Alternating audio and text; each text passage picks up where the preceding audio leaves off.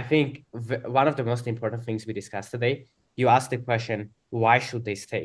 And I think most of us look at situations and think, why did they leave? Right? Why someone left? Why this thing happened? Why we think the opposite. We think that kind of it should happen our way. People should join. People should, but very few of us ask the question, why should someone join? Why should someone stay and not leave? Right? And if you do this, you are more likely to give yourself the critical and objective answers that you most likely don't want to hear, but which will have more chance of leading you to success, because you will do the things that might be uncomfortable, but you will be, instead of focusing on you, on what I want, people don't leave, low churn, so I make money, on no, why they shouldn't leave. So that kind of shifts the focus towards the person, towards your avatar. So that's a pattern I'm hearing from you guys too, that you're close to your members. You are even doing in-person meetups. You are traveling the world, meeting with them, talking with them all the time, and you are staying close, right? You are staying close to your audience and to your members and to your clients, and that's really powerful. So I'm doing that in yeah. 40 minutes. We've got Yeah. a Dubai meeting in 40 minutes. So yeah, we've got to be on it. It's a shame. We're going to get a sticker for Adam, so he's going to be there in person because he can't be there physically today. No, Sounds dude, good. enjoy. And yeah, we just look at the data. Like we do calls and we did one call and it got like two people on it. All right, Yeah. I'm not going to do that call again. And we've done another call last week and it got like 50 plus people on. All right, Yeah. we'll do more of that. By the way, So crazy difference. You are saying you had one call, two people, one call 50? Like yeah, it's a so real we had example? and it was a beautiful suggestion by one of the members. He says, "Hey, I want to try this idea." So I said, "Hey, I'll give you the platform. I'll put it in the calendar.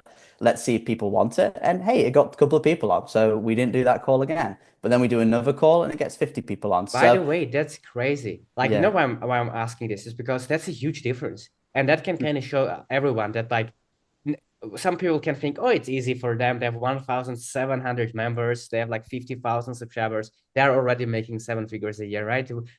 But even for you guys, with your credibility, there are certain, if you don't listen to your audience or to your members enough, right? Or like you make a mistake, which we all make, they don't care.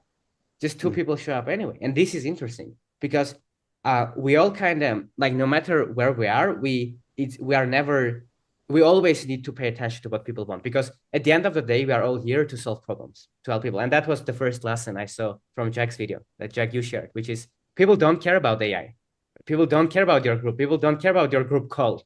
People want to get to our outcomes. And no matter what, that's what you need to optimize for. Any insights on that, Jack? Yeah, I just want to say that's really beautifully said. Like two very quick things. I call this the fallacy of the evergreen, and this is this idea that you crack it, and then Yeah. it's sunset time, it's margaritas on the beach. Um, you always are pivoting. Like, and if you want proof of this, whether you're small or gigantic, Facebook, for example, turned into Meta, right? Like at every level, you must always be orienting yourself towards a customer. Sometimes it moves just 1 degree to the left or 1 degree to the right, and sometimes it moves a certain way. But the mindset is you have to always be moving to the nucleus of what it is that your customers need, and you can never stop learning. Recently, we heard a group that crushed it last month, and I looked at their post, and they said one of the things we do is I personally message every single person who joins. I spoke to Adam about it. I said, Adam, I said, I'm not doing that. As of today, I am doing that. And now I personally message every single person that joins the group. And so I'm now spending an additional 1 hour every day messaging people because I heard that and I was like, that's freaking amazing. And for me, that reset the standard of what normal is. And I was like, we need to add that in. And so it's like stuff like that, guys, like with the churn is where it's at and stuff. It's like it's always finding what it is that you can do to improve and be better. Actually, even doing that for 3 days, the response I've got back, the connections, that level of depth I'm getting with new members is unbelievable. And it's really valuable. So I just say that to say, like, I don't think you ever churn is an unsolvable beast. All you do is you keep it at bay and you continue to get better. But if you bias towards action, like I'm phenomenal at this, getting close to the data, he is that voice in the DMs, he's that voice in the community, he's driving a lot of energy and momentum around that. It's really, really important. And most people, the good news is, will not bother. That is an asset. That is incredible news for you.